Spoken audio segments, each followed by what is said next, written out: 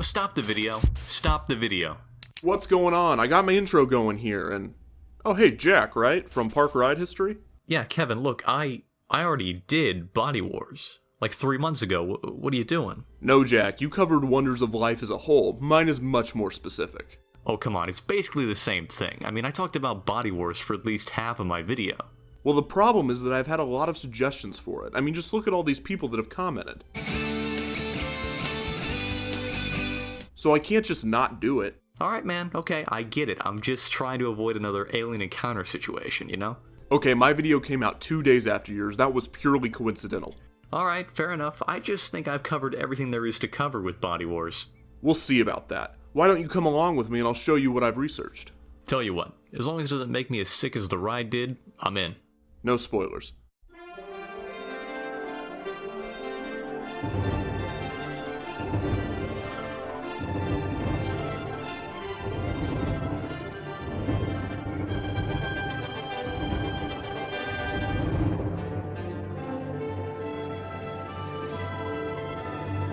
Good day, my name is Kevin Perger. And I'm Jack from Park Ride History. And welcome to another edition in Defunctland. For background/context on this series, please visit defunctland.com with the link below. Well, we did it. We got to 25,000 subscribers. I told myself if I ever reached this benchmark that I would make a few t-shirts, so here they are. I tested one of these out and I was really happy with the quality, so there's a link in the description if you want to grab one.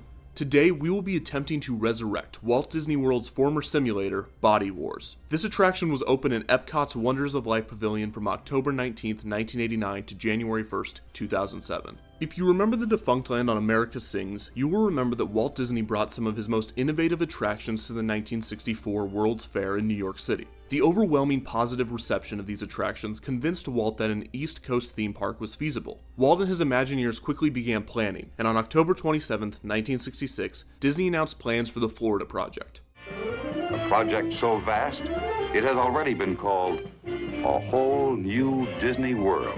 Included was a concept for the experimental prototype community of tomorrow. The most exciting, the most important part of our Florida project, in fact, the heart of everything we'll be doing in Disney World will be our experimental prototype city of tomorrow. At this time, Walt's plan was to build a functioning near-utopian city in Florida. This Epcot was to be designed in a radius, with a population of about 20,000 people. Walt lacked the funds necessary to create this city in the mid-1960s, and decided to focus on building the Magic Kingdom first. However, on December 15, 1966, Walt Disney died of lung cancer, 5 years before the Magic Kingdom would open in 1971.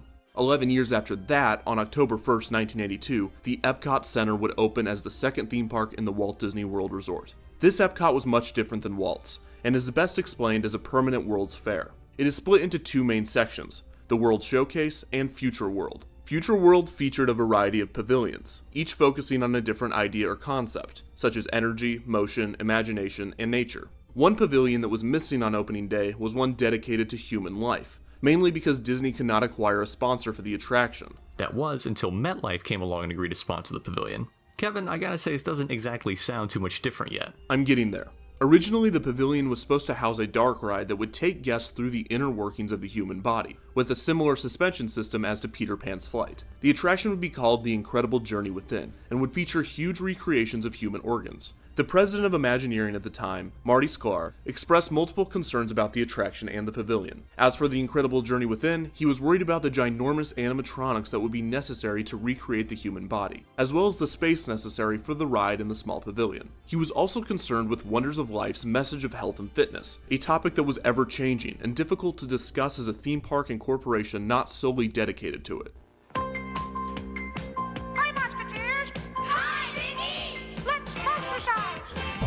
Esa que quiero conocerla para que toda la noche ya conmigo pueda estar y tú ve en busca de otra para ti para que te divierta y podamos compartir. Ello danza, wayo, wayo. Ello danza, wayo, wayo, wayo, wayo.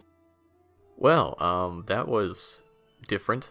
Thank you. With $100 million in funding, a location secured, and a multitude of issues to work through, the Imagineers were in a messy situation. However, they would be saved by two very unlikely heroes.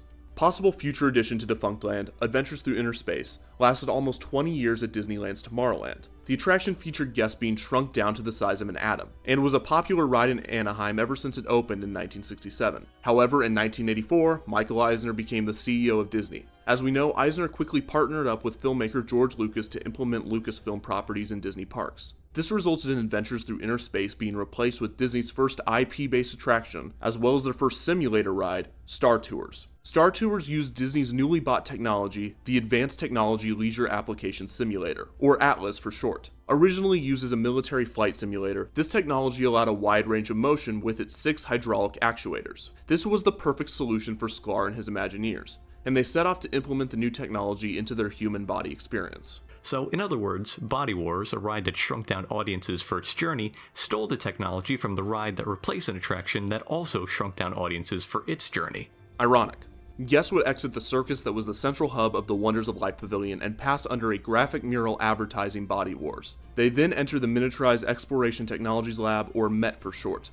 The company had recently invented a device that could shrink a human transport vehicle to the size of a cell and implant it in the human body, allowing the passengers to tour the inside. In a video in the queue, a Met scientist explains that the device was designed to learn more about the human immune system, as well as kill diseases from the inside. Another pre-show video featured the mission commander introducing your captain for your voyage, Captain Braddock, played by Tim Matheson. Guests enter Bravo 229 and are greeted once again by Captain Braddock. The vehicle is then miniaturized and sent into the human body. The guests were to go study and destroy a splinter. Guests see white blood cells targeting the piece of wood just as Dr. Lair, played by Elizabeth Shue, gets sucked into a vein and potentially the heart. Braddock follows her and she gets trapped in one of the lungs. She's attacked by a white blood cell, but Braddock neutralizes it and pulls her into the ship. They then travel to the brain to harness some of its power, which they do successfully, and they escape the body and return Bravo to normal size. The mission commander congratulates the guests and Braddock and tells them to exit the vehicle. The ride film was directed by the late Leonard Nimoy, and it featured some impressive CGI, especially for the late 1980s. The simulators were nearly identical to Star Tours, just with different branding.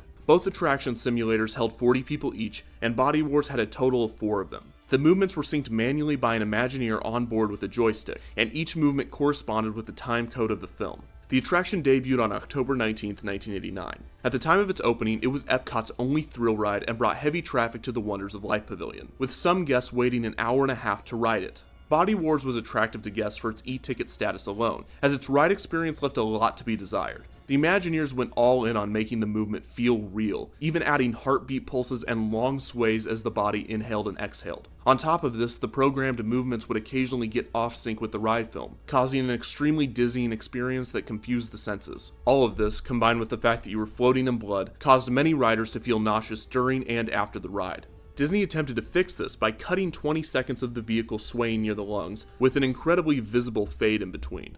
Oh, that is just bad. I could have done that in Windows Movie Maker. Given this was the late 80s, if Windows Movie Maker had existed, it would have been cutting edge. Just 2 months after Body Wars opened, Star Tours debuted at Disney MGM. The ride experience was much better, and this caused interest in Body Wars to drop dramatically. There was rarely, if ever, a long wait time for it, and this was within the first year that it opened. Body Wars continued to operate, not drawing any attention or crowds for nearly 6 years, and even when it did receive publicity, it was not positive. On May 16, 1995, a 4-year-old guest named Linda Baker fell unconscious 3 minutes into riding Body Wars. A cast member, watching from a control room designed specifically to spot nauseous riders, quickly stopped the ride and alerted paramedics while 2 nurses that were coincidentally riding at the time attempted CPR.